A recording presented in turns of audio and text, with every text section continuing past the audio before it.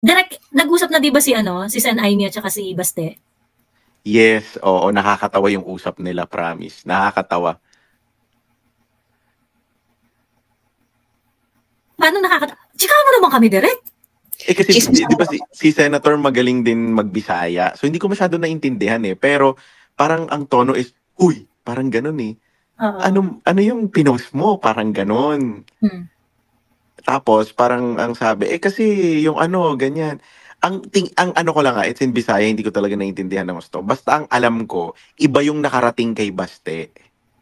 Iba yung nakarating sa kanya na parang nagsusorry siya kay BBM. Parang ganun. Sobrang hindi naman. Parang hindi ko na-gets na ganun. So, parang tinanong ni Senator kung saan niya napanood. Hindi naman sumagot dun si Baste. Basta ang parang ano na lang ni Baste was, para hindi tayo magawan ng ganitong issue, wag na tayo magbanggitan, wag na tayo ano ng pinag-usapan natin. Parang ganun parang ganun yung usapan nila. Kasi di ba si Senator madaldal talaga. So sabi ko, ayan, sabi na madaldal ako. Sabi niya gano'n, hindi, alam mo, si Senator paggising niya, hindi niya daw maintindihan. Na, hindi niya rin alam sa sarili niya kung nasabi niyang nag-sorry ba si Baste kay BBM. Kaya ang gawa niya, tumawag siya, Daryl, meron ba akong video na sinabi kong nag-sorry si Baste kay Bongbong? Sabi ko, wala, Senator. Sabi niya gano'n, meron ba akong video sinabi ko na nag-sorry siya na pinaparesign niya? Wala. Sabi niya gano'n, ano pala ito? Totoo bang account ni Baste ito? Ganyan yung mga initial reaction niya eh. So, ang sabi ko na lang sa kanya, kung ako sa'yo, tawagan mo. So, ang nangyari nun, parang Viber message niya muna, nag-reply naman agad. Pwede ba akong tumawag? So, nag-usap sila, ganun ang ano niya. So, ano yun parang, hindi ko masabi Siyempre, ayoko namang ano. Pero, parang parang pinag-aaway talaga sila. Nakakatawa talaga. Alam mo, after nung balitang yun, nag-aaway na sila, may bagong version na naman na ang interpretation nila sa sinabi ni Baste, baliw si Senator Ay. Sinabihan niya daw na baliw si Senator Ay. Nakakatawa yun. Meron akong chika, shot. Yes. Habang kayo nag-season dyan, alam niyo yung RTVM, di ba? Radyo TV Malacanang. So, tinignan ko yung RTVM, tinignan ko yung mga videos, most popular. Alam mo, si Duterte, yung mga videos pa rin Duterte yung most popular. Talaga? Alam mo yung inauguration ni BBM dito? 632,000 views. Yung inauguration ni Duterte, 1.5 million. So, 632 lang yung inauguration ni... support naman daw. Oo, pero, girl, ilan lang bumoto kay Duterte compared kay BBM? Alam mo yon na parang, it should be so much overwhelming, no? At YouTube pa to, no? So parang, yun lang naman, patatalastas lang. Parang, there's just something amiss. And I think it's the kipay of my kapitbahay na may tapsilogan Daryl. Grabe, mas malaki pa yung views ng Ensay Mother kaysa sa inauguration. Oo, dire. O nga pala, Direk, ni Patricia. Maraming salamat, Direk, at yung nabasa ko yung post mo na yung kikitain dun sa mga videos, yung views mapupunta sa mga nabiktima ng flooding. No? Yes, Doctor. Maraming salamat sa... Yung isa kong video, yung the first one, the ones that, nearing 1M, hindi naman kasi din sa views yan yung naglalagay ng ads. So, ang dami naglagay ng ads doon. At this moment, naka 120,000 pesos na yun. Thank you so much. Napakabusilak pala ng puso mo, Daryl. Oo, no? Grabe, ang bait-bait. Alam mo si Direk, yung mga kasama niya noong unang panahon, yun pa rin yung mga kasama niya ngayon at mga taong nakapaligid sa kanya. O tama yung mga desisyon sa buhay ni Daryl. Oo. Tama I see to it. Diyos ko. Ayun. Tama pala mga desisyon sa buhay. How about Sen Aimee Direk? Hindi ko alam. How about Sen Aimee Direk? Saan? Tulong sa Davao? Diyos ko, alam ko agad-agad yun. Direk, nag-usap na 'di ba si Sen Aimee at saka si Baste? Yes, oo, nakakatawa yung usap nila, promise. Nakakatawa. Paano Tsikahan mo naman kami, Direk. Kasi di ba si Senator magaling din magbisaya. So hindi ko masyado naintindihan Pero parang ang tono is, uy, parang ganun eh. Oo. Ano yung pinost mo? Parang ganun. Tapos, parang ang sabi, kasi yung ano, ganyan. Ang ano ko lang it's in Bisaya, hindi ko talaga naiintindihan ng gusto. Basta ang alam ko, iba yung nakarating kay Baste.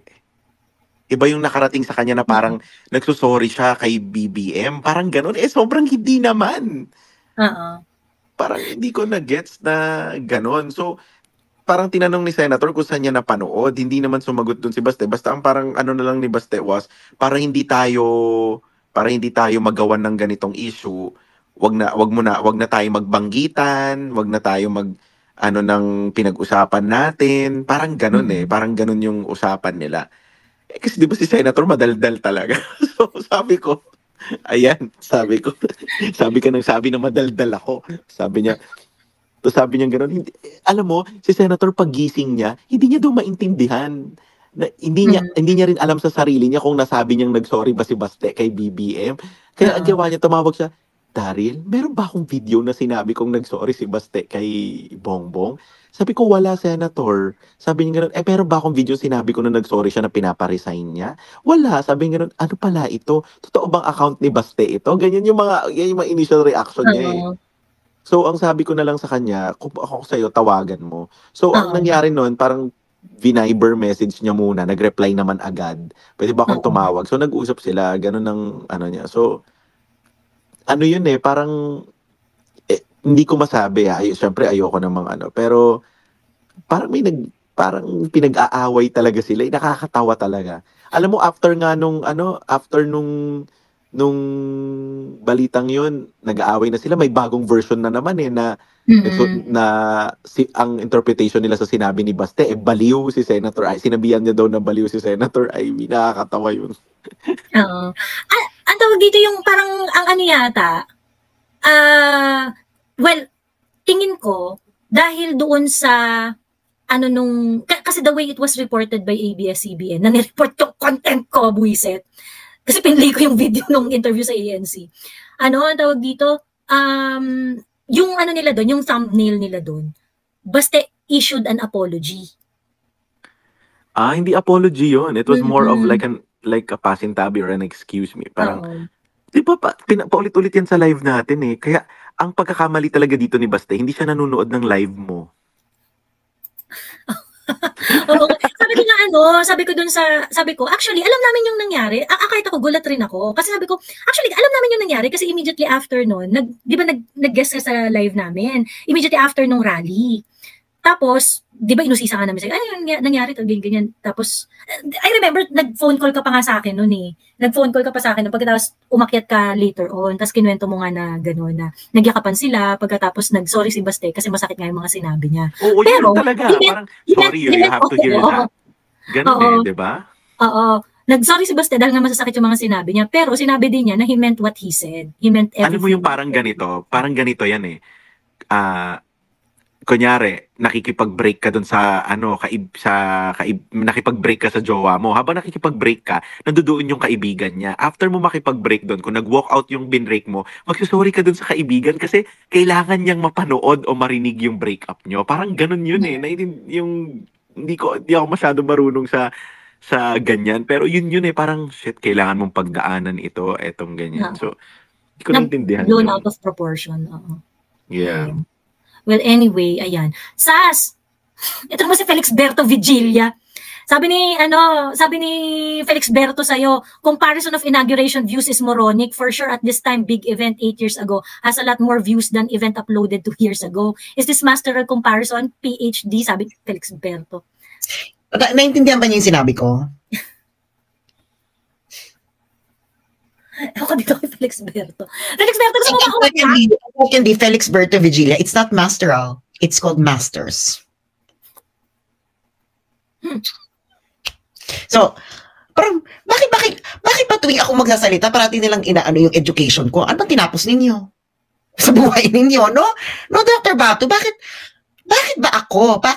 Alam mo, meron din ditong, meron din ditong, napansin ko lang, no, na bakit ako parating kailangan i-point out nilang education ko, pero yung mga lalaki, hindi naman nila ginaganyan. Pero na ako kilala eh. Ang ganda-ganda ng relo, walang masteral, ano? Akala mo kung sino magsalita. May masters naman siya. So, may masteral na. Masters, hindi masteral. Di ba? Masteral. Tapos, kung kumuda ng Google Scholar, makikita mo yung kanyang mga ibang akda doon hindi naman subject to peer review. Hindi ba? So, kung ako naman, no, na parang, ewan ko, parang inaano ko talaga, no, parang, I have never seen anyone in the Philippines whose education has been questioned as much as my education, except, for example, BBM. But that was really questionable, no? Na parang, where is the concern about my education? Parang feeling ko, parang, ngayon ba kayo nakakita ng baklang magna cum laude sa Europa? So parang, di ba na parang, anong magagawa ko? Hindi kasi alam mo, sa Pilipinas, meron tayong kultura na we're fascinated dun sa mga tao na ang tatalino pero walang edukasyon. Merong ganun eh. Kumbaga, and then, kapag ka naiisahan ka nung taong yon, ang the only way na matake mo siya is yung education niya. Education niya. Oo, ganun yun. So, kaya ako mas mataas respeto ko doon sa mga taong walang pinag-aralan pero ang tatalino eh. Ay, kaaway pala ni Dr. Bato yung isa ko ring best friend. Na parang, hindi niya kaaway. Ano lang yan, kasi nga, di ba, sumikat yan si Hidar, yung sinabihan niya ako na, bakit ka nakikipag-debate sa akin, tapusin mo muna yung, ano ba tong student na to nakikipag-debate sa akin, tapusin mo muna yung masters mo, ginanon niya ako, putang to, sabi ko gano'n, sabi ko, oo, kasi nga, kumbaga, ano pangalan ulit ni Hidar yan? Richard. Ayun, yung sabi niya, tawagin ko daw siyang Chard. Naalala mo ba yan, Joey? Alam mo, Sasi, ganyan, it's very colonial, ha? It's very colonial yung ganyan pag-iisip. Kasi, alam mo yun, pwede ka lang makipag toe-to-toe sa akin kapag pareho tayo ng level ng edukasyon. So, ganyan din sa mga tenure committees sa mga pagpapasok. Kasi ako ngayon, papunta na ako tenure. Hopefully, ngayon, malapit ako magka-tenure. Yeah. So, ang pwede lang tumingin sa'yo is yung kapantay mo. Kumbaga, hindi ka pwedeng i-evaluate ng mga taong hindi mo kapantay. Hindi ba? Exactly. So, that is a very, very colonial way of thinking. Na, unfortunately, pati mga scholars natin sa Pilipinas, ganyan din sila. Ganyan sila. Yeah. Oo. Actually, alam mo yun, parang nanibago talaga ako na kasi sa Netherlands talagang wala talaga silang pakialam. Actually, sila pa nag-i-encourage. Siyempre, matatakot ka, estudyante ka pa lang. Sabi niya, hindi, ano mali sa sinabi ko? Ganyan talaga sila. What do you think is wrong? Do you really think I'm perfect? Ganyan pa yung mga professor. What do you think? What's wrong? Ganyan.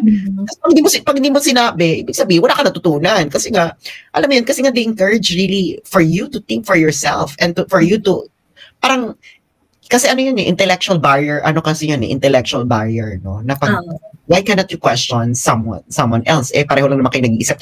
Kaya nga, we don't really use, hindi, yan, expert, ganyan. Kaya nga sabi ko, putang ina kasi itong SMNI, sila kasi nagpauso niyang expert. Oo. Totoo yan sa sinasabi ko na parati sa kanila, scholar, kasi sabi nila, kasi hindi kasi naiintindihan ng tao yan. Sabi ko, wala, pakailan ko hindi nila naiintindihan. That's how we just how we refer to each other. Kasi we consider ourselves just students. We're students of this field. We're scholars, we're there. Sa Pilipinas lang naman hindi nila naiintindihan ang ibig sabihin ng student, no? Akala talaga nila sa student yung nasa school ka lang, pagka ganyan, graduate mo, tapos ka na, baliw. Scholarship is a lifelong dedication. It's actually a vocation. Just like priesthood is a vocation. Oo. Yes, it's a vocation. Alam mo, pag ini-interview ako, no, ang tinatanong sa akin, Doc, anong gusto mong ilagay sa ano mo? Sasabi ko, economist. Dahil yun naman talaga ako eh. So, I'm an economist, di ba? Pag nilagay mo na expert, dapat ibang tao yung magsabi sa iyo. Correct. Huwag din ang ilagay na expert. Kung ano ka na talaga, hindi ba? So, hindi ko ano naman yung sabihin mo, that's what matters to the people, di ba? Yeah, exactly. I think, ang tunay na measure dito, no matter how decorated a scholar is, ang pinaka-importante dito is that scholar is able to explain complex idea to idiots like myself, 'di ba? Well, people. Oo, kasi kung hindi mo ma-explain yung mga ideas na otherwise sa classroom lang pinag-uusapan sa normal na tao. Anong gamit mo? 'Di ba? Anong gamit mo? Joey, ang isa pang metric. Teka lang, ano ba yung relo niya muna? Ano ba yung relo niya? Audemars PJ Royal Oak. Oh. Wow! Legit ba yon? Yeah. Oo. Parang magiging friend ko na siya. Talaga ba? Pero fan ko yan secret fan ko talaga yan. Hindi kasi ang nangyari kasi sa Pilipinas, the kind of yung education kasi, the quality of education and schooling in particular has parang ano kasi siya wala kasi tayong separation ng mga departments. Ewan ko sa Canada kung how the school system works, no? Kasi sa Netherlands kasi not everyone goes to university. Mm-hmm. Kasi nga hindi naman yun ang life goal nila. Ang life goal lang naman, kung ang life goal mo is mag-aaral ka para makapagtrabaho, meron diyang track. Mm-hmm. Only those who would like higher theoretical knowledge. Yeah. Ang pumapasok ng university. Kaya nga yung gusto talaga maging dalubhasa, yun lang yung nagpo-pursue ng ganyang higher learning. Yes, yung talagang gusto nila mag-contribute sa field ng knowledge, magkaroon ng contribution dun sa knowledge building, etc. Ganyan. Sa Pilipinas kasi, bakla lahat pare-pareho. Bakit lahat tayo pare-pareho ng education track? Hindi naman tayo pare-pareho lahat ng life goals. Dito rin kasi tinitingnan din namin dito yung supply and demand sa mga occupations. Kapag mataas ang demand, inaalaw namin maraming enrollment dun sa mga courses na yun. At saka, hindi naman lahat nakakapag-university. In fact, many people dito sa Canada, nag-skilled trade sila sa mga colleges. Nagka-carpentry sila, culinary, marami pang iba na mas kailangan sa economy natin sa totoo lang. We don't need a lot of bachelor degree holders or master degree holders. Ang kailangan natin dito yung talagang may skilled trade. So yun yung binibigyan namin ng emphasis din dito. Magkano yung AP Royal Oak? Ang 4 million daw. Tama ba, Sas? 4 million? Parang 4 million daw ang bago. Oo. May friend ko na talaga siya. Alam mo kaya, ang daming fans kung doon ka sa kabilang side ng argumento. So kabilang side ka, ang daming funding opportunities na pwede. Kaya tinan mo, ito si Sas, tsaka ako na rin in particular, wala ako natatanggap, na mga grants o kung ano-anong funding, Kaya kahit na nag-a-appear ako kung saan-saan, yung relo ko, wala nga akong relo Hindi ba? Hindi pa ako naliligo. Doc, ang dami-dami kong G-Shock, padadalang kita. Hindi. Akala kasi nila, you know what, the best if you really want to earn a lot in whatever, you follow the American foreign policy line. Putang ina, grabe grants dyan, no? Girl, sinasabi ko nga sa inyo, di ba, my experience with the United States. Bakla, inimbitahan lang ako para maging audience ng speech ni Hillary Clinton. Naka 5-star hotel ako sa Geneva. All expenses paid trip ng eroplano. Tapos meron pa akong per dime na magkano ba per dime ko? $150 per day. Wala naman akong gagastusin dahil pagkain sa kanila lahat, etc. Kaya imagine, ako lang ako doon, pakikinig lang ako ng speech. So, what more yung mga ganyan na talking points, ang gagawin mo lang, basahin mo lang yung pamphlet ng US State Department. Voila! Di ba na parang, you don't even need to think. You only need to repeat what they are saying. So, that's it. They don't yung funding na binibigay dyan, kumbaga, tama ka, sundin mo yung line. Bibigay sa'yo yung babasahin mo. Pero kung maggagastos ka na, walang liquidation. Kumbaga, walang liquidation yan. Wala. Tapos, sabi ko nga, diba, yung nag-interview nga sa akin, yung ginong issue ng Rappler, the platform SAS, yung pinagbigyan ko na lang, yung may funding siya from US, from, NED. Sabi ko, sinong funder nyo nito? Sabi niya, very forthcoming for siya, CIA. Sabi niya, NED. Sabi niya ganyan. Sabi ko, malaki, no? Malaki ang bigay, no? Oo na lang siya. Malaki naman talaga ang bigayan dyan sa Amerika. Talagang gustong-gusto mong magkarami-raming eksena sa buhay. Ayan, mag-follow ko ng US line, Diyos ko day. Ako nga lang, Diyos ko day, kung yan lang ang gusto ko, kung mukha akong pera, gagawin ko yan. Siguro nasa Harvard ako ngayon. At ang gagawin ko lang, ito bunganga, ang gagawin ko lang, ulit-ulitin ko lang sinabi ng US State Department. Tapos na ang buhay ko. Ba't ko papapahirapan ang buhay ko? Mga baliw pala kayo. Tsaka Sas, kailangan maganda yung camera mo para malinaw ka sa TV, at tsaka maganda yung suit, yung Yes. Plaid, plaid yung design, di ba? Okay, itignan mo si Dr. Bato sa Bato nagtuturo sa Canada. Anong relo mo ngayon? Buto. Wala na. Tignan mo pa yung salamin pa nito, hindi pa nga to no? Para mas mahal pa ata yung salamin ko dito sa salamin. Ay, hindi, mas mahal yung salamin nito. Salamin ko blank naman. Mas mahal yan. Mas mahal yung salamin. So parang, well, you need to invest in spectacles. So, ang Tinitignan ko tuloy pati yung damit. Diyos ko si Dr. Bato. Ako nakalimutan ko na yung taong yan. Ngayon, tinitignan ko ulit tuloy. Makakaambag tuloy. Curious na. Meron din akong play jacket pero bihira ko suotin. Oo, na parang, you cannot fool people in the academe on how much you're earning and how much you're whatever. Tapos sabi mo na, ay, hindi man kasi ako in-interview ako sa TV, gagawa lang magbayad ang in-interview ko sa TV. No? Ano ka? At saka sasabihin mo totoo yan, sa academia, ang baba talaga ng sweldo. Lalo sa Pilipinas. Of course, naging professor ko sa Pilipinas. Alam mo kung gaano kaliit yung sweldo.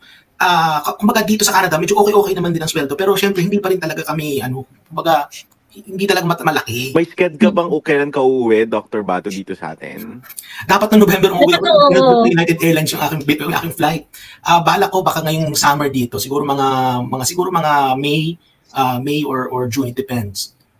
O sige, basta may relo ka sa akin, kaliwat kanan. Malaki daw ang sahod sa DLSU. Magkano bang sahod sa DLSU? Siguro kung hindi ako nagkakamali, depende kasi sa rank mo di ba? May mga assistant professor, associate professor. Tsaka depende rin sa department mo kasi kung mga science STEM, medyo malaki yun, social science. Yung STEM. Oo. Siguro mga 100. Si Paul Bensi, isa pang kaibigan. Isa pang kaibigan. Hi, Paul, kamusta ka na? Dito sabi mo, mabuhay po kayo, Joey, Dr. Bato, Derek, and expert. Hindi ako expert. Alam mo, may kasalanan sa expert. I'm just a normal engineer. Safeguard. Kakapamit nila yan. Nauso yung expert. So, yan talaga dapat mo sisihin, ang safeguard SAS. Hindi, ayun na nga. Ay, 100,000 ang sweldo sa DLSU. Diyos ko Hindi, sa ngayon yan, nung araw, 20 years ago, ang sweldo ko was 25,000 a month. So, that was 20 years ago. That's big na. Pero maabot ng 200K, Diyos ko, sweldo ko lang. Pero sandali lang, that's DLSU. Paano yung mga kabaro ko na mga nasa probinsya? Liit na sweldo. Kaya nga, alam mo, nung nasa Pilipinas ako, sabi nung isa, ini-invite ako magturo, sabi ko, Diyos ko dahil, no, ang hirap, grabe ang course load sa Pilipinas pag magtuturo ka, tapos ang liit-liit ng sweldo, di bali na lang. Sabi ko ganyan. Tapos yung tuturuan mo pa yung mga feeling na magagaling na M.E. Diyos ko, baka makasapak ako ng estudyante. Sa isang semester, kami noon? 6 na section. Isang semester. Wala kami teaching assistant. Walang docent. Walang ganun. Para kami mga alipin. Tapos pa yan, no? Ilan ang estudyante sa isang klase? 50. Utang ina. Sabi ko, sera kayo. Tapos, sera pa dyan sa Pilipinas kasi yung isa kong kakilala, no? Well, friend ko na rin siya. Can you imagine, no? Siguro ilan lang sila may PhD in international law sa Pilipinas. PhD in international law. Tapos sa pa siya, University of Hong Kong. Tapos may award pa siya, bonggang-bongga. Bakla, tinanong ko siya. Yung kasama ko sa yung sa cemetery ni Aimee. Sabi ko, Melissa, sabi ko, saan ka nagtuturo ngayon? Nagtuturo ka ba? Oo, sa yung alam mo yung law school lang pumupunta din mga politiko para na magkaroon ng law degree. Ano to? Philippine Law something? Ano ba to? Alam mo yan, Joey, di ba? Philippine Law School. Ayan. Philippine Law School, no? Sabi ko, seryoso, Philippine Law School ko. Sabi ko, kasi nga, ang chismis, kasi nga, hindi mo siya magbobola, no? Hindi siya sumasang-ayon dito sa interpretation ng arbitral ruling ng mga pulpul na mga M.E. ng mga tao sa Pilipinas. So, hinarang siya nung isang pulpul na professor. Sabi ko, hinarang mo talaga siya. Sabi ko, bakla, may PhD sa international lang sila may PhD in international sa Pilipinas, sinara mo pa talaga siya sa UP. Nasa na ngayon siya? Sino nakikinabang sa kanya ngayon? Nasa Denmark siya ngayon. Kasi nga, sabi ko sa kanya, girl, ba't ka pa magtsatsyagaya? Malis ka na lang, sayang yung pinag-aralan mo ba? Alam mo, marami kaming mga kasamang faculty, no, na mga wala na sa Pilipinas, mga either nandito na sila, nasa Alberta, nasa Saskatchewan, nasa Manitoba. Lista sila ng Philippines kasi ang liit ng sweldo ng mga professors, and partida sa pa yan, sa mga private na reputable institutions, maalis pa rin. What more pa yung mga nasa provinces, yung mga nasa SUCs. So talagang kalulus-lulus yung mga kondisyon. Alam mo nagturo din ako sa private na maliit na eskwelahan nung araw. Alam mo ba, kami pa magpo-provide ng chalk namin. Kami pa magbibili. Pilipinas yan? Oo. Hindi lang yun, ha.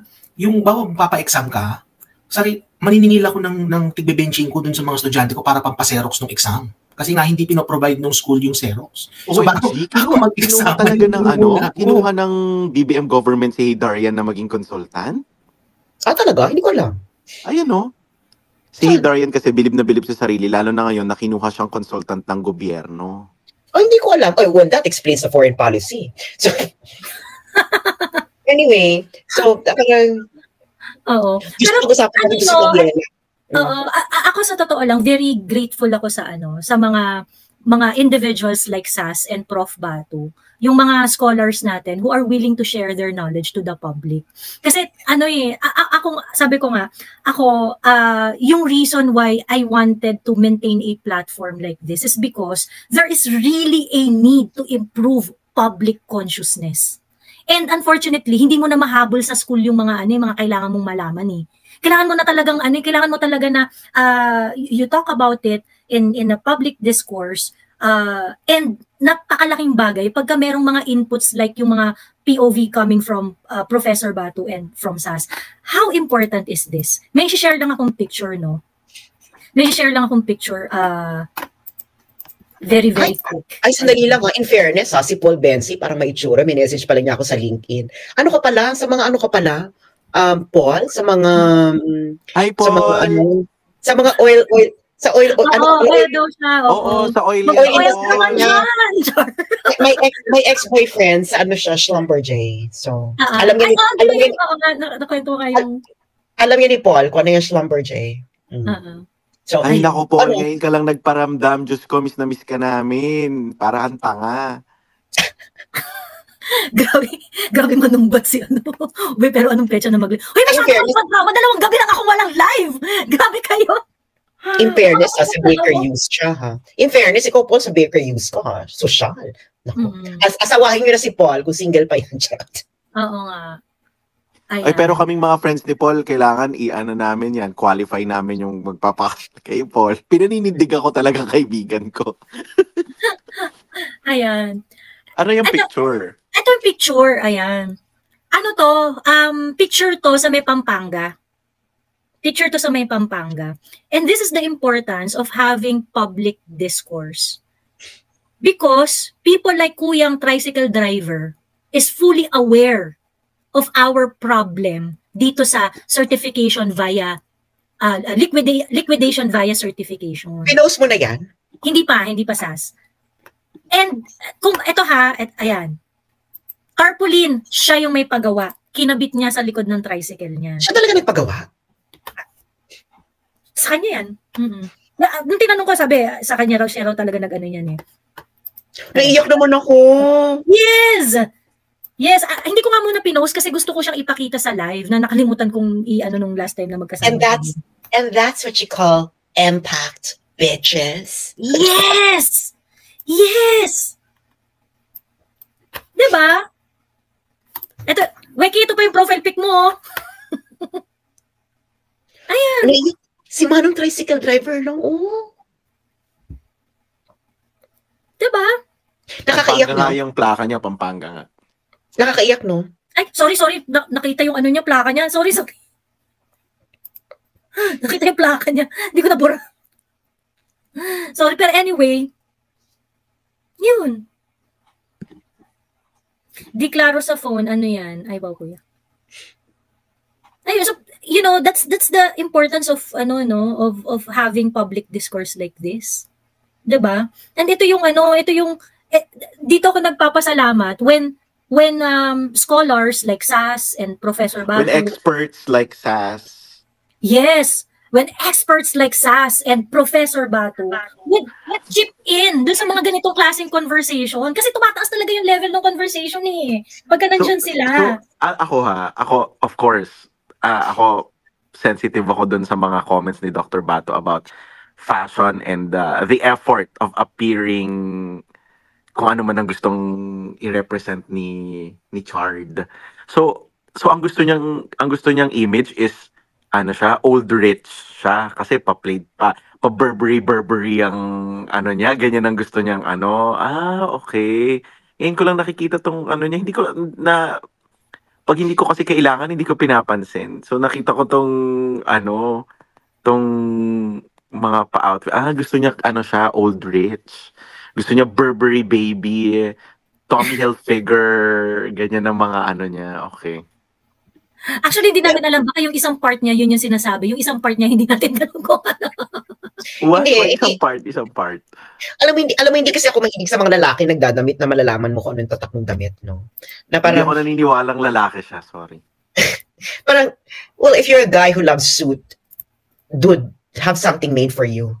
That's the best way to do it, no? Na parang, ewan ko ba, nakakaloka tong mga ganitong eksena. So pag-usapan na ngayon natin si Tariela. Okay. Dahil nga ito na magkaka-wavelength to, no? Si Tariela, si Carpio, si Darian. Pwede mo ba i-post yung pinost ko na screenshot? Saan? Nasa page ko eh. Meron akong pinost na screenshot. Punta ako sa page mo. O batiin naman natin ang mga tao na hanggang ngayon gising pa, mga adik ata. Oo, mga adik. Tapos 2 gabing wala akong live kung makapagkilos protesta. Parang ako ang kriminal dito O nga pala, Joey, happy birthday. Nakalimutan kitang batiin. Belated, ha? Thank you, Prof. Ang birthday mo pala, Joey? Happy birthday. Binating sa ako. Saan ito? Ito? Yan. Ayan, okay. So, pakilakihan niya, madam. Masyado naman malaki. Ayan. So sabi niya, Philippine Coast Guard said Wednesday, the world community must seek alternative measures to compel China to abide by international law amidst its continuing aggression in the West Philippine Sea. So, sabi niya, ano to? If we do not expose their illegal actions, countries like China and Russia will become increasingly emboldened to bully smaller nations knowing that they will face no consequences or accountability. Alam mo itong mga to na parang nakapagod. Alam mo yun na parang, ako nga na parang sinabihan ko yung friend ko na, Diyos ko dahil, my God, ano pa tayo? 4 years pa tayo magtitiis sa kabubuhan ito. At least 4 years. Ngayon kung manalo pa sila uli na another 6 years, 10 years of kabubuhan. Parang, alam mo yun na, kung alam, ito yung ayaw mo, yung ginagawang tanga yung mga Pilipino. Kasi okay na naman magkaiba kayo ng opinion, no? Pero one needs to call someone out kung ginagawa nilang tanga yung mga tao. Na parang, pagtanungin mo siya, so ano po ba sa tingin ninyo ang pwedeng magawa ng world community for consequences and accountability? Ano ba to? Economic sanctions? Well, that's the ano, no? That's more likely. Economic sanctions, and then of course, war, no? Gusto mong girahin, pasabugan mo silang bomba para magtanda. Pero iniisip mo na parang, naiintindihan mo ba yung pinagsasabi mo? Tapos, sila may parating pinaharap sa camera.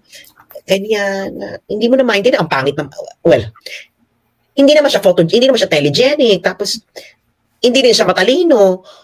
Ewan ko, ano bang saving grace nito? Na parang, alam mo, kung ako yung nagbabankroll, no? Pagalitan ko to eh. Kasi kulang pa eh, walang Iran. Hindi nila sinama yung Iran. Bakit di walang North Korea? Di ba? North Korea, wala. Venezuela. Venezuela din. Or sinama lang sila na lahat. Oo. Total, nagmagaling ka na eh. Dapat tinodo mo na. Alam mo yun na parang, Nako, wala na ako nakikitang ano dyan. Kasi ako ang huling baraha sana dyan, ang huling kakastigo para sa akin na sige bo, kaso lang wala na rin. So wala na akong sobrang nanlalambot ako dyan. Eto pa rin ako, tinitignan ko yung damit ni Darian. Friend mo na siya? Hindi no. Kasi ako sobrang nakakatawa yung encounter namin yan. So talagang, ngayon ko nga lang siya ulit na dahil kasi syempre, nakikinig ako kay Dr. Bato, biglang may lumalabas ng mga ganun. So, ngayon lang ulit napukaw ang attention ko, tapos may mga pa-fashion, kaya tinitignan ko siya. Pero yun na nga, nakakaloka si Jay Tariela, na parang, alam mo yun na, parang, ang ganda, Bakit siya inaalaw magsalita ng mga ganito? Dapat ganyan mo lang siya kausapin yung may kailan yung hirap na hirap kayo na magandang ganyan na magandang pamamaraan sa kanya. Hindi mo na dapat sa kinakausap sa ibang level. Dapat ganyan lang yung hawakan mo yung mukha niya. Oo, parang gusto mo sabihin, matindi ba pangangailangan mo? Gusto mo ganunin, na parang, alam mo yun, na parang, I'm pretty sure, si Dr. Bato, kung makarinig to ng mga economic solutions sa pinoprovide na, yung parang, mapapaganyan siya, no? May mga ganyan, di ba? Aminin mo, di ba, na kasi may mga solutions kasi na kahit alam mo na hindi ka sang-ayon dun sa opinion na ito, na sabi mo, okay, I understand where you're coming from, makes sense. Pero ito talaga parang, ano bang problema natin sa buhay? Wala ka bang life plans? Alam mo yun, parang, may gusto mo awayin lahat. Sino bang prince? Ay, okay. Diyos me. Parang, ano bang gusto mong ma-achieve? Diba? Na parang isipin mo, no? Kasi kailangan kasi itong ipaliwanag sa mga lingwahe na intindihan ng mga tao na parang, pwede mo naman silang tanongin na, Ariela, ano bang gusto mong gawin ng iba na awayin ng lahat ng bansa ang China para sa Pilipinas? Hindi to Miss Universe. Philippines is the center of the universe. And all the planets revolve around it. Diba? Kaya kung totoo yan na kinuha nila si Hidara na consultant, it makes sense. Well, hanggang ngayon, Direk, hanggang ngayon consultant siya. Malamang, no? Kasi parang, hindi naman ako nagsabi, nabasa ko lang sa comment. Naka-AP na ba siya? Way back? Hindi, bago lang. Bago lang, diba? Tapos parang nag-react yata siya na bakit daw basta parang yung mga Chippy Pie vloggers daw, bakit daw nangingialam sa relo niya. Hindi lang daw kasi natin afford. Oh my God, friend ko na talaga siya. Kaibiganin ko yun si Charlie. Si Charlie. Gusto ko yung yung eksena niyang pagiging mata pobre, no? Na parang, wow. Parang talaga, no? Parang hindi ka straight. Sabi alam mo, parang wala akong narinig na straight na lalaki magsasabi ng ganyan. Exactly. Ako talaga, I'm sure makakarating kay Hey Darian to. Hi, Hey Darian, ako to, ang idol mo. Gusto ko lang sabihin sa'yo na nagkaroon ako ng interest sa'yo because nabanggit ni Dr. Bate yung relo mo at saka yung pananamit mo. Na-miss kita. So, let's catch up sometime. Uy, direct, wala akong pinangalanan ha. Ikaw talaga. Hindi pinangalanan. Wala akong hindi mo talaga mapapangalanan. Wala namang pangalan. Ayan. Sabi ni Dr. Gross, bakit ka nagla-live ng madaling araw? Tulog ang mga Pinoy na kailangan yung i-educate. Useless live nyo. Good for business dahil gising taga US and Europe. Makulay ang buhay. Dr. Gross, okay? Unang-una, napakatanga mo po. Kasi po, pagka po live, pagkatapos po mag-live, available po yung live for everyone to watch. Okay? So ngayon, gabi po kami nakakapag-live kasi meron po kaming ginagawa ng araw. Sabi mo nga kay Dr. Gross okay? na may buhay tayo. Diyos me! Ako nga habang kumukuda dito, nag-check ng papel. Si Dr. Gross kasi, ako lang po ang tatay dito, no? Ako lang po ang tatay dito sa kanto dahil bumagsak po ako sa PhD ko. So, ako lang po yung walang ginagawa. So, Diyos me, parang sira. Hindi niyo po alam kung paano po gumagana yung YouTube. Pagkatapos po mo pong mag-live dyan, available po yung live for everyone to see. Diyos ko po. Yung audacity niyo po nalagyan ng doktor yung pangalan mo before yung pangalan mo na Gross. Medyo Ayan. Laki ng problema. Pasalamat ka, Dr. Gross, at beach ang susunod na location ko, kaya hindi ako masyadong stress. Okay.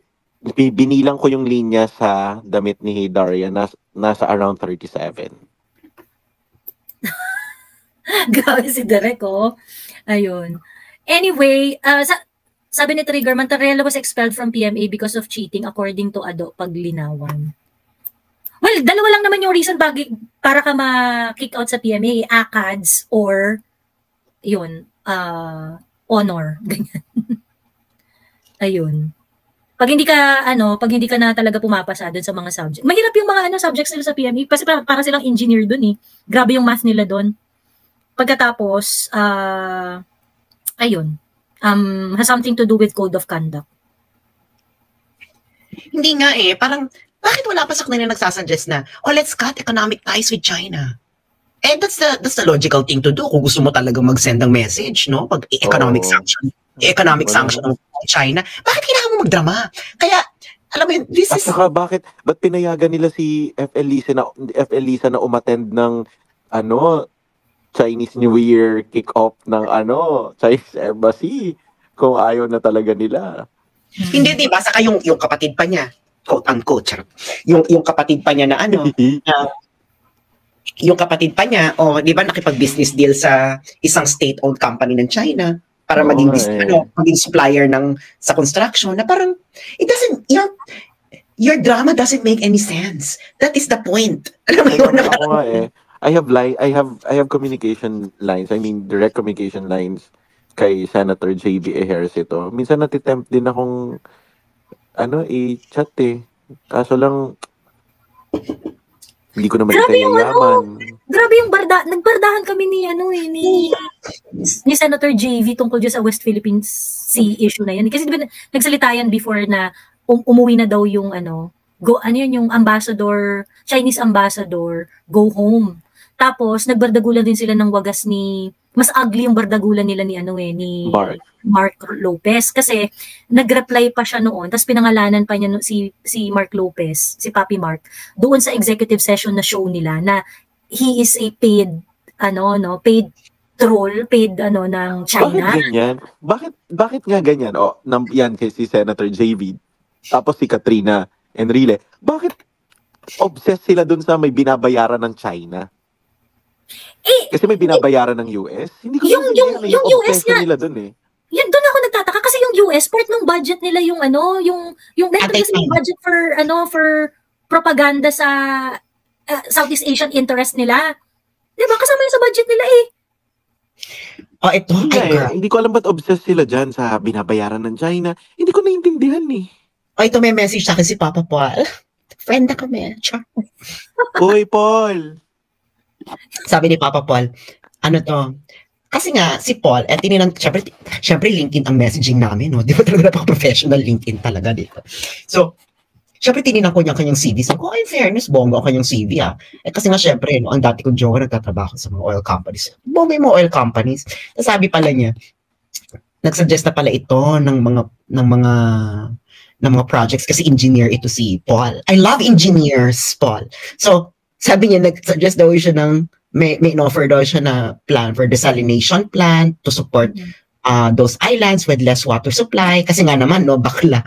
Napapalibutan tayo ng tubig. Bakit wala tayong tubig? So, is desalination. Sabi niya, designer siya ng energy development in a lot of countries, which his CV proves, no? Sabi niya, pero wala akong magagawa kasi nga, pera-pera daw talaga sa Pilipinas. So, pag mag-suggest ka, kailangan merong cut, di ba? Tama, Paul? Ang mga dapat may entrance fee. Oo, dapat may entrance fee. Di ba? Sinabi ko ba sa inyo yun na ayon sa isang tutubi, ito kaya ako, hindi na sa ibang official ni PRD.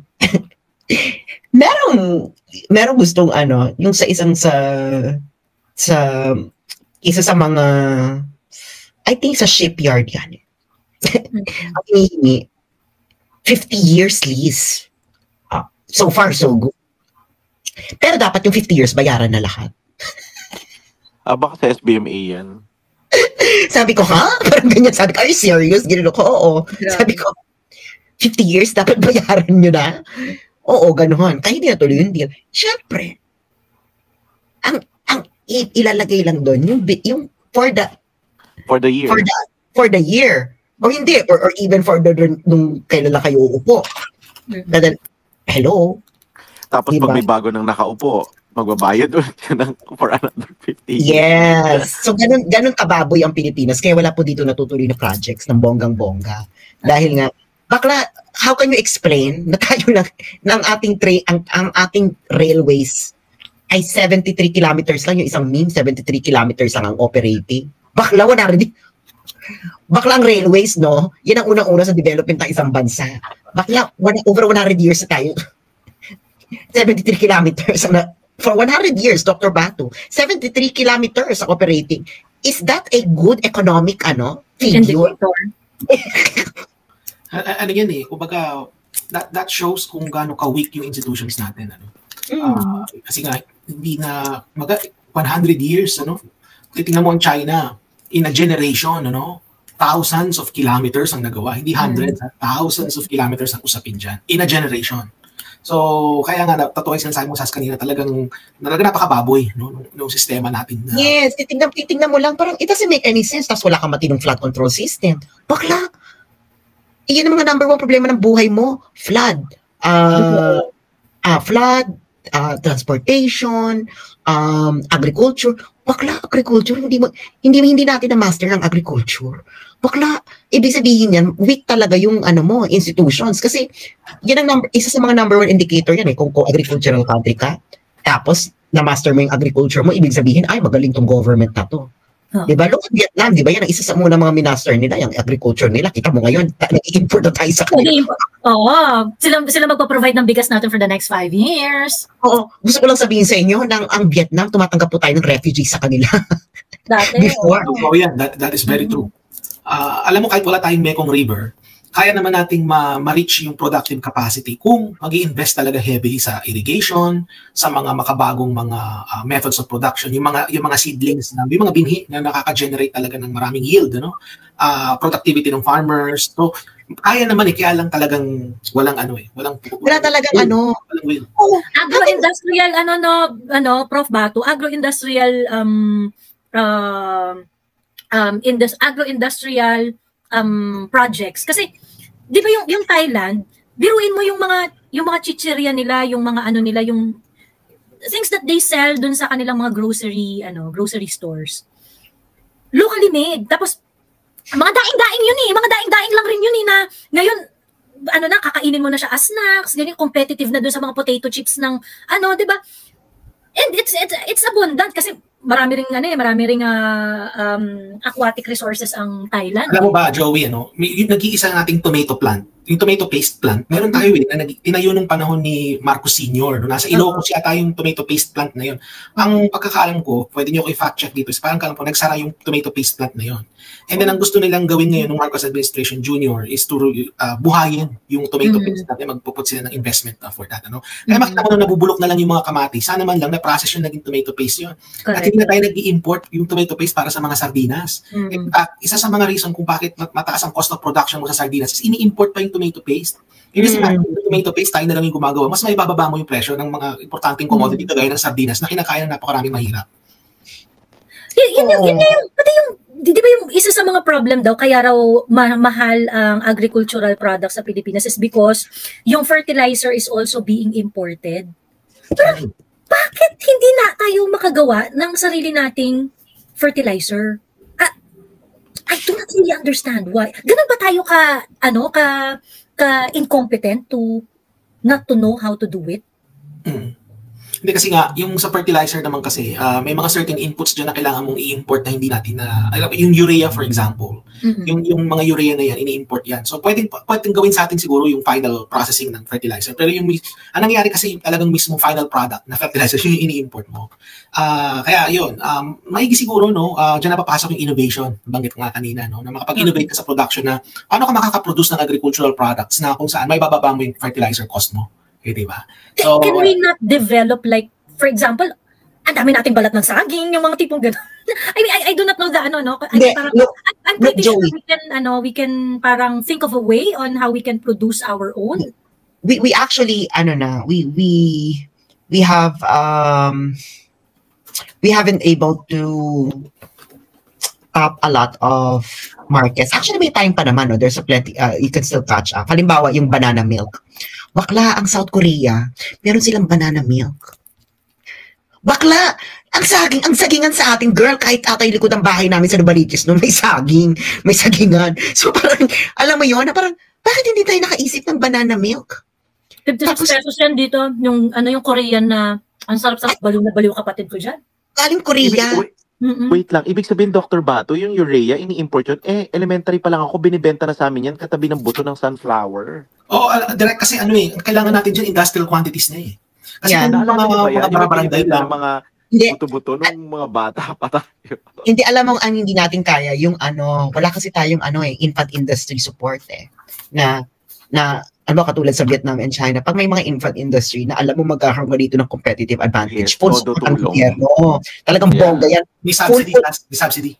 Yes, full industrial, ano yan, full industrial cycle yan, logistics, development, research, etc. Hanggang makatayo yan sa sarili niyang paa.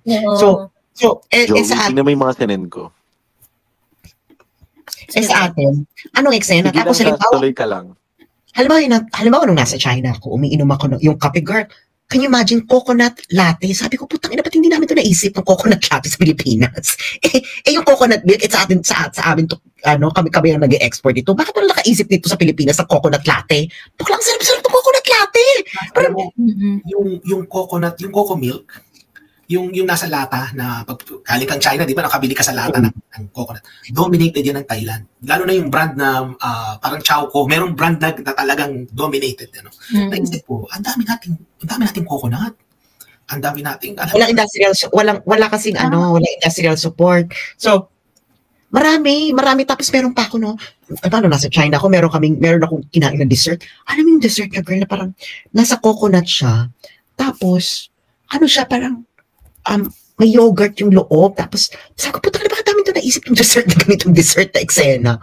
Parang, ewan ko, parang, kaya ang binibilang dito ng support, yung mga talagang established na ng mga mayayaman. Kaya kita mo, sinong katabi ni BBM?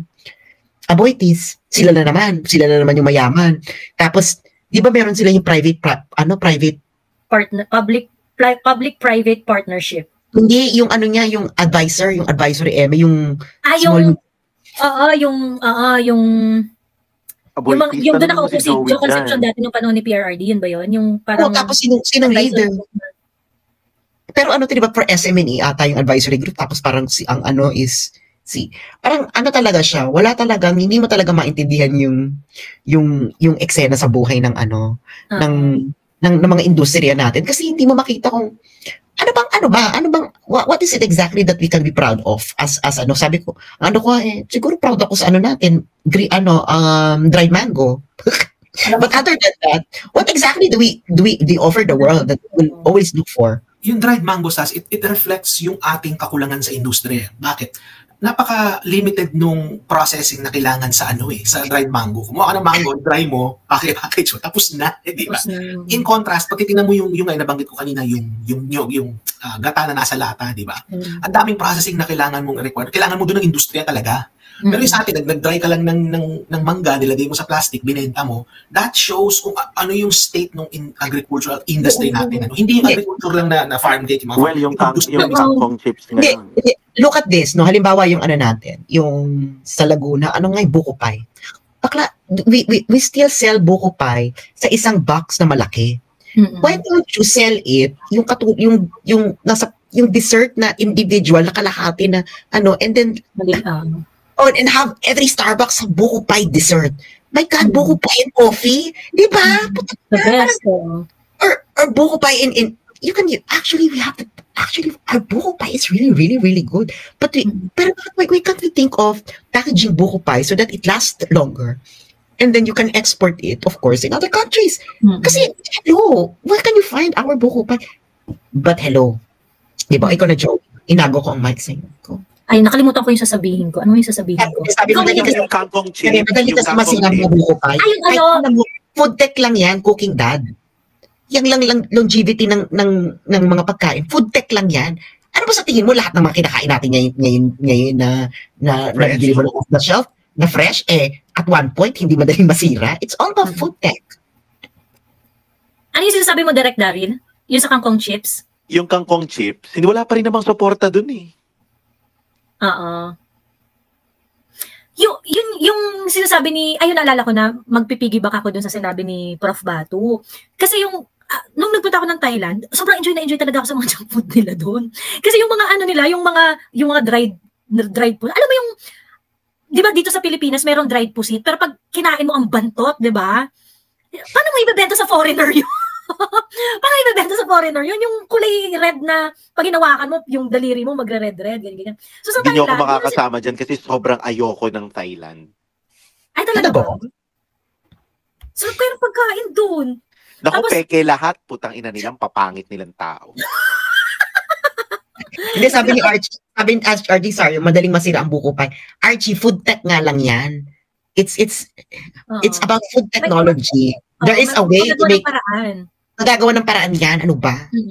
Go, Joey. Yung mga yung di ba meron silang yung mga squid na mga strips na kakainin mo as snack, ganyan. And you see it in yung makikita mo to sa mga pinopromote sa mga movies sa Thailand, ganyan, yung bida kumakain nung parang mga strip na squid na yung very na siya, yung hindi na siya yung makyontot, hindi na siya yung yung ganyan, parang everybody can really parang mako-curious at okay, this can be consumed by everyone in the world, ganyan.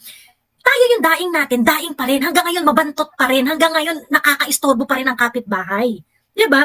There is ang tawag dito, yung fish tocino, dito kasi madalas nga ako sa Bacolod Pumupunta pa talaga kami ng jowa ko sa Cadiz kasi doon, ang daming ang daming mga daing-daing na iba-iba yung pagkaka-dry, ganyan. So may mga daing doon na bilog na parang pure laman lang ng isda. Tapos pagka pinrito mo siya, hindi siya masyadong maalat, gano'n. Tapos meron din yung parang fish tocino, ganyan. I was really thinking na, actually masarap to Kaso nga lang, ang nakaka-bad trip lang dito, yun nga yung parang ang messy niya, kasi ang kyontot, yung packaging, ilalagay mo lang sa plastic na ganyan. Parang, kung hindi ka Pilipino, hindi mo siya ma-appreciate, how can you present this to the world? Diba? Paano mo makaka-capture yung world market dito sa produkto mo na amoy pek-pek? Diba? Kita mo yung Oishi, di ba Filipino brand yan? Baka sumikat sa China ang Oishi. Tapos nung nasa China ako, meron bang Oishi, meron ba sa Pilipinas na Oishi na na wasabi? Oo, meron, pero hindi lahat. Meron ba? Hindi, konti lang na store yung nagbebenta. Ang sarap. Sabi ko, imagine Oishi is a very, very famous brand. Ano lang ba naman yung Oishi, no? Pero magaling kasi sa food tech ang Oishi. Pero alam mo na parang marami tayong we can untapped potential kasi nga wala kasi kaya nga sabi ko na kasi all these delicacies are region based, no? So can you imagine if you have now can you see the wisdom of my special economic regions? Kasi hindi lang siya zone, kasi ang mali kasi sa atin, we create a zone out of a barren. Just a barren. Actually, it's a tax measure yung special economic zone na yun. Tax measure, above anything else, the purpose is really to give tax incentive. Actually, ang karamihan din umaano dyan, mga Pilipino, na magkakaroon sila ng shell company sa ibang bansa, o di foreigner na. Foreigner na yung company. So ang eksena, di ba? Can you imagine, they could develop all these delicacies into something na mas mahaba ang shelf life, you can mass produce, etc. Diba? Ano bang problema nitong mga to sa madali daw masira? Guys, kahit ang tiwala, madaling masira, pero kailangan gawa ng paraan yan. Paulit-ulit sila sa madaling masira. Ang kulit-kulit nila sa madaling masira, no? Lahat po ng pagkain na nabibili nyo sa supermarket, madali po masira yan at one point, kahit po sardinas. How do you think na nailagay nila ang isda na madaling masira sa loob ng lata? Correct. at nakakapaglas. Patatas nga nasisira, nasispoil din ang ginawa ng McDo. Ang tawag dyan, pasteurization. Masarap pa. Diba? So hindi, parang ano ba kayo? 2024 na po to. Nagkapuki na po ako. Ano ba naman yung, sa tingin nyo walang technology na ang buko pa, magkaroon mahumaba ang shelf life? 1800 nakakainis naman pagkain ng usapan, buti mo ang pinasok mo naman dyan. Ano yan, Prof? Ano yung technology na yan na pag-extend ng shelf life tsaka mga canning. 17th century, 18th century pa yan. Ano ba? 18th century pa. Ano ba? Bakit daw hindi mapakinabangan yung mga saging? Sabi ni Sas, kahit daw sa bakuran lang may saging. Kasi daw kung nasa ng mga saging, nandun daw ang mga NPA, sabi dito. Mga bisit. My point. Hindi, kaya kita mo, halimbawa, is there any reason why Starbucks do not sell Filipino kakanin? Isn't it a good combination, coffee and Filipino kakanin? Ay, meron na kaya sa Tagaytay, yung Starbucks Reserve doon. Anong niya? Actually, may local policy dito sa amin, dito sa San Jose del Monte, Bulacan. Hindi ako fan ng local leaders namin, but they did this, I think it's a pretty good measure, although it is not successfully implemented. But I think the idea is really good. Sa San Jose del Monte, Bulacan, This is San Jose del Monte, Bulacan. Wala naman kami mapagmalaki dito na parang meron kaming durian or wala naman kami prutas na or whatever, ganyan. Pero pagka napunta ka dito sa area namin, maraming Valencianahan. Ano yung kulay orange na kanin? Yung Arroz Valenciana. Arroz Valenciana, oo. Maraming ganun direct dito. So ngayon, meron kaming city ordinance na yung lahat ng mga restaurant na mag-o-open, dapat meron ka, part ng menu mo, meron kang Valenciana. Ganun. Meron kang Valenciana. Ayun, para ma-promote yung Valenciana, ganyan, ma-promote yung ganun. So, ngayon, pag yung mga kainan dito, part yun ng menu nila. So, napopromote, pagkatapos kasi Bulacan kasi marami rin kaming palayan dito and marami rin mga palayan dito and maraming farm, ganyan. Ang ginagamit usually sa Valenciana, yung malagkit na kanin, hindi naman yung regular na kanin Yung malagkit, ganun, tapos or minsan hinahalo sa regular tapos haluan ng malagkit. Ayun, pagkatapos, ngayon, yung mga nilalagay doon, like yung atay, ganyan. Marami rin kasing poultry dito sa amin. So, kumbaga, yung Valenciana na yun, kumbaga, marami yung local input din. Tapos, atsuete, marami rin kaming atsuete dito, ganyan.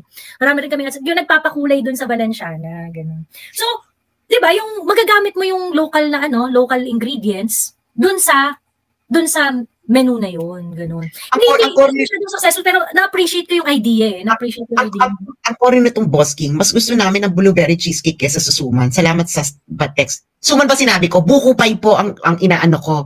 Do you really think that blueberry cheesecake can compete with buko pie? With coffee? Bakla! Seryoso? You have such poor taste. Ako nga ang bet ko yung ang tawag dito yung puto pao sa hindi puto pao. Bibingka ng yung merong itlog na pula sa ibabaw tapos maraming cheese tapos kape. 'Di ba?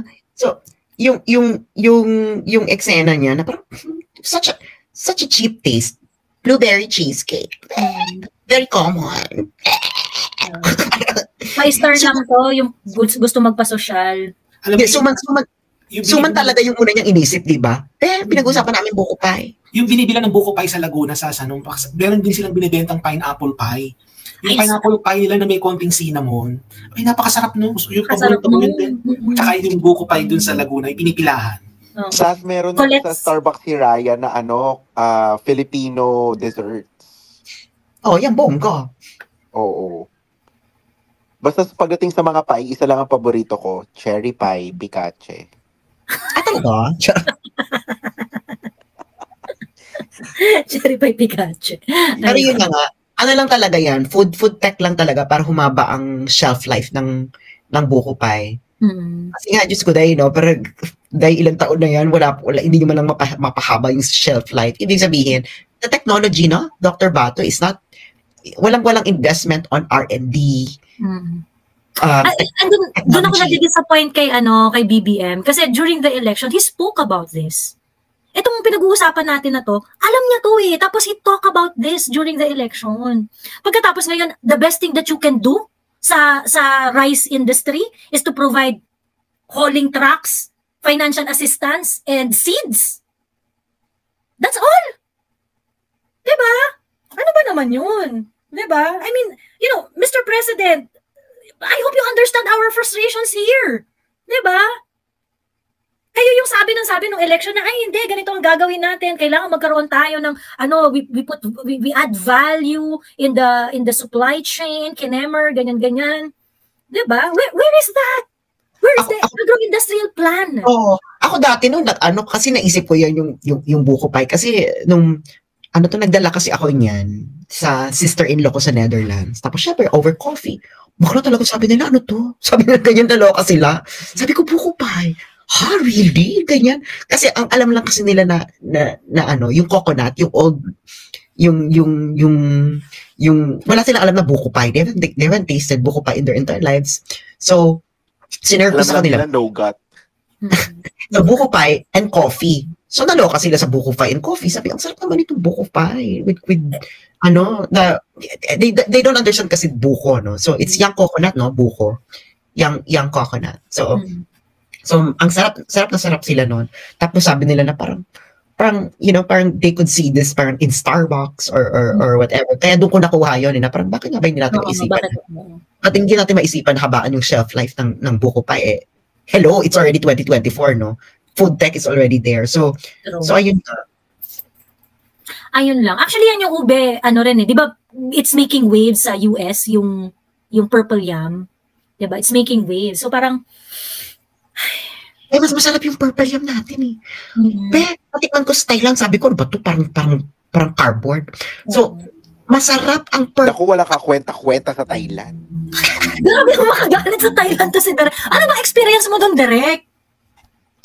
Kasi nga pumunta ako dyan, sobra grabe, sobra. Yung mga tourist destination nila dyan, ang katabi Imbornal, yung mga tourist spots nila, gawa-gawa lang lahat.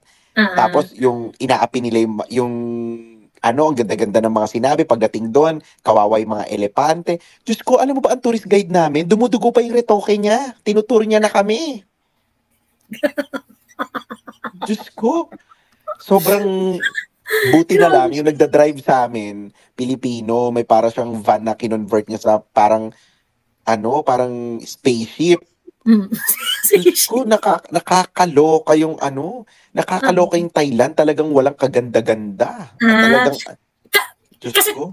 Kasi yung Hampas Lupa version of Thailanding, well, dito, una pumunta ako doon para pumorte.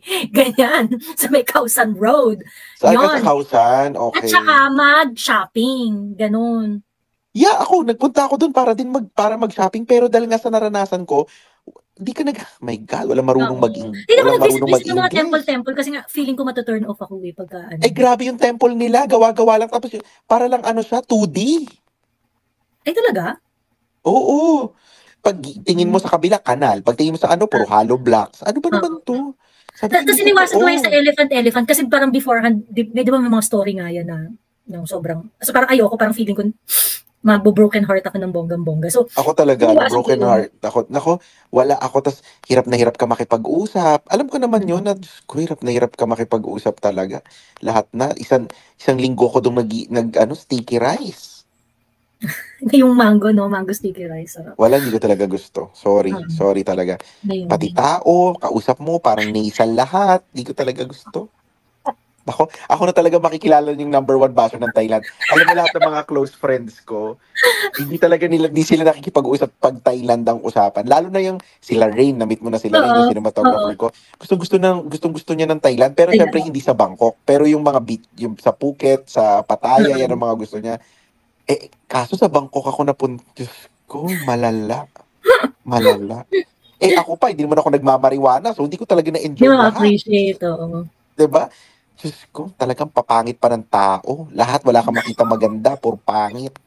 Yung mga billboard nila, ang papangit ng mga artista, lahat, nag-retoke-retoke. Sa atin, kada kanto may 7-Eleven, sa kanila, Diyos ko, kada kanto may paritokehan. Okay, kasi di ba aesthetic talaga yung yung tourism nila. Medical tourism. Oo. Medical tourism, ayun. It draws a lot of people because of that. Saka yung mga naghahanap ng babae tsaka mga entertainment. Yung mga Europeans na pupunta. Alam mo, kaya siguro patok yung Thailand kasi pag pumunta ka doon, pakiramdam mo ang ganda-ganda mo. Grabe siya. Grabe siya. Baka iba na ako sa Thailand. Well, hindi naman ako babalik, no? Hello. Bakit magka-project doon? Paano witty yung mga commercials ng mga Thailander, Ay, nako, kahit gano'n sila kawiti, para silang mga nagsasalitang gansa. Di mo maintindihan lahat.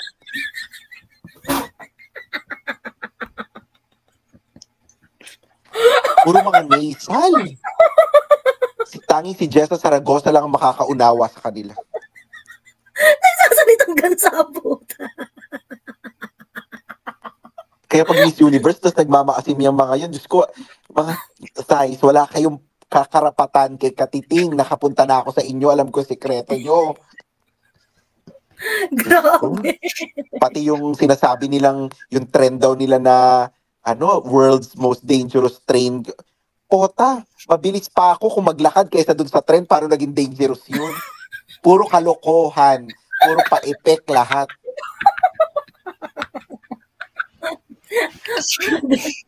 Grabe, alam mo siguro, meron bang bumasted sa yung Thai? Wala, no, Diyos ko, wala akong ka-interest sa kanilang lahat. Direct nag-text si Mario Maurer. Ay nako, si Mario Maurer, hindi niya pinaglaban yung pagmamahal niya kay Kakay Bautista, kaya wala rin siya. At saka si Mario, hindi naman purong Thai yan, no? May British yata yung tatay yata. Oo, kasi kung purong Thai, Diyos ko, girl, ako na magsasabi. Diyos ko. Yung mga mukha nila pwede mong i-drawing, ganun ka-basic. Grabe. Ano ang tawag dito? Hindi. Kasi hindi ka naman mahilig kasi sa Muay Thai no? Sa martial arts. Oy, nag-taekwondo ko, pero Korea ang taekwondo yung Muay Thai. Ayan. Ayan, ginurgur na po ng Thailand si Direk. Ano na po siya? Na-sensor. Ay, yan na. Ayun. Muay Thayin mo pa yun ang papangit na, awa na lang. Grabe siya. Malay mo, Direk, magkaroon ka ng project doon, magkaroon ka ng... Ay, nako, hindi. Ano sasabihin mo kung kunwari, willing to pay, kunwari Netflix, sabihin ng Netflix, Direk, you're going to work with Thai artists. You have to shoot a movie in Thailand. Ay, nako. Kailangan malaking-malaki ang bayad para magbago ang paninindigan ko. Dahil hindi talaga magbabago ang paninindigan. Alam mo kasi hindi nyo alam yung trauma nung sa amin. Alam mo yung tourist guide namin, yung tour guide namin. Sas, grabe, dumudugo pa yung ilong niya, may benda pa. All smile. Like, kailan siya inoperahan tapos nag 3 days ago, Joey. Baka yun yung reason kaya siya nagtrabaho agad. Kasi kailangan niya ng pang-cover dun sa reporte niya. Alam mo yung number 1, hirap na hirap kang intindihin nga dahil salita ang gansa nga. Tapos hindi ka pa makafocus dahil tinitignan mo yung dugo dun sa ilong niya ng palaki, yung lawak dun sa ay nako, talaga. Huwag niyo akong kakausapin tungkol sa Thailand dahil talagang hindi niyo, ay nako, talaga. So what's your favorite Asian country na napuntahan mo na? Vietnam. Well, ako ay super love Vietnam, Taiwan, and Japan. Yung tatlong yan. I love food I love ng food ng Vietnam It's my favorite, one of my favorite Fusion kasi ng French no? Yeah, iba hindi yung Vietnamese lang talaga. Yung Vietnamese, hindi yung fusion. Kasi fusion yung favorite mo yung Ako Indonesia, mabait yung mga tao. Ako buncha ng Vietnam, grabe. Yung street food nila, Joey, sobrang basic pero mabibilib ka. Oo. Actually yung sa Thailand, Diyos ko. Si Anthony Bourdain nga, favorite niya lalo na yung Vietnamese coffee. Sabi ni Anthony Bourdain, meron din yung parang nilalagyan ng itlog, Yeah, oo. Meron parang drink na gano'n. Pero sabi ni Anthony Bourdain, sabi niya pinakamasarap na kape daw sa buong mundo, nasa Southeast Asia. So sarap na sarap siya sa kape sa Vietnam, at saka sa Malaysia, at saka Indonesia. Sabi niya, ito yung best coffee in the world. Ako hindi ko talaga bet. Ay, ang Malaysia, hindi ko rin masyadong bet. Ang Singapore naman, Diyos ko, di ba nag-aral ako dyan? Walang araw na hindi hahagulgul ang kilikili mo sa init. Ibang init ng Singapore, no? Iba. Kasi peke din lahat, tinanim lang lahat. Talagang, Diyos ko. Totoo naman. Ayun. Sa Malaysia, kasi yung pinuntahan ko doon, yung sa Malacca. Okay. Parang UN Heritage Kinemular, so medyo parang ang ganda-ganda ng kapaligiran, ganyan, parang siyang vegan, ganun. Ayun. Sabi niya, sabi dito direct obsessed ka ba kay Hey Darian? Ngayon ko nga lang siya naalala Anyway, ayun. Siya tayo mag-end live na dahil mag-aalas 6 na ng umaga. Alas 6 na dyan? Well, yes, good morning sa inyo lahat. Good morning. Alas 6 na lahat at mag-6 na oras na ang live at ang StreamYard ay hanggang 6 na oras lang. Na-max out na natin yung capacity ng StreamYard. Ayun. So, sabi yun. dito, Malaysia parang Quiapo. Talaga ba? Ewan ko, kasi sa Ang napuntahan ko lang sa Malaysia, Penang at saka KL. So, yung dalawa no. Ano yung sinasabi nila magandang punta doon? Ano, Georgetown? Ano yun? Yung parang isang island na medyo mabigat yung British imprint yata doon. Oh. So, Pero alam nyo, surprisingly, maganda ang Macau. Oo, nanay ko nakapag-Macau na eh. Maganda ang Macau. Doon sa mga casino at saka doon sa mismong Old Macau, yun maganda Old Macau. parehas. Maganda Parehas, oo. Ayun.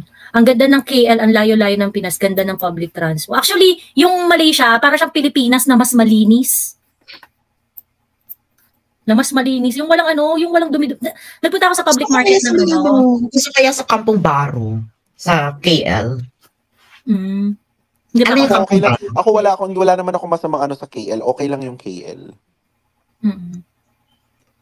Pero, ang gusto kong puntahan, Laos, Cambodia, and Myanmar. Ay, nakapunta na ako dyan.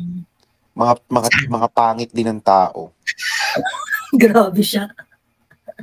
Hindi, sa totoo lang, eto sabihin ko ang pinakakamukha talaga natin, Indonesian. Medyo may mga itsura, yan, Indonesian. Tapos yung mga taga-Laos, lalo na yung mga taga-Vientiane, kung ano man bigkas doon, so yung mismong kabisera nun, pati sa Cambodia, ang tsatsaka ng tao. Sa Myanmar naman, ang babaho. Bakit? Hindi ko alam. Kasi yung sa Cambodia, hindi ko masabi. Basta hindi sila magaganda din. Pero cute-cute din. Parang ganon. Parang medyo cute sila. Alam niyo, parang mga stuffed toy na parang din drawing yung mukha. Yung basic lang talaga. Yung parang botones yung ilong. Parang ganon. Promise. Yung boses ba nila parang mga gansadi na nagsasalita? Ay, hindi. In fairness, hindi nasal. Dr. Bato, hindi doc. Hindi nasal ang Cambodians at saka ang mga ang Laos. Ang mga Lao, hindi. Ang Thailand talaga ang mga gansa talaga. Hello. Tapos, ang talagang yung Myanmar may itsura kasi matatangos ang ilong. At saka matatangkad yung mga taga Myanmar eh. Di ba parang sila isa sila sa mga pinakamatatangkad sa Southeast Asia. Oo. Indonesian, South Myanmar. Yung Myanmar matatangos ang ilong. Medyo mas maitim sila, pero hindi yun ang talagang mababaho sila. Alam mo, may isa akong friend doon, ang pangalan niya Tuntun Lin, taga Myanmar. Tinatanong ko kung bakit ang baho niya. Ang sabi niya, mas attractive daw sa kanila yung ganun kabaho. Diyos ko talagang mabaho. Kasi 'di ba direct yung 'di ba nga sa Malaysia merong parang grupo diyan na yung parang may Indian descent tapos mga Chinese tapos mga Malay. 'Di ba parang ganoon yung hatian nila doon ng ganoon. Baka sa Myanmar marami doon yung parang Indian descent. Kaya malakas sila kumain ng curry or doon sa Myanmar, talagang binibenta yung sibuyas sa labas, pinapangas talaga nila, hawak nila isang malaking sibuyas, pinapapak nila, hiyang-hiya yung sisig ng sizzling plate. Sa dami ng sibuyas. Ano yun yung apple nila doon? Oo, parang, alam mo kung bakit? Sabi niya sa akin, yung daw nagsisilbing panglinis ng bibig. Oo. Kaya, kung pupunta ka doon I suggest, sa Cambodia ka pumunta. Sa tatlong binanggit mo, Cambodia ang pinakamay kwenta. Siyempre, yung Angkor Wat nandun. At saka, lahat doon sa Cambodia, parang mga sila, parang very basic people. Para kang pumunta ng sa atin, Batanes, ganong mga tao ang madadatnan mo doon.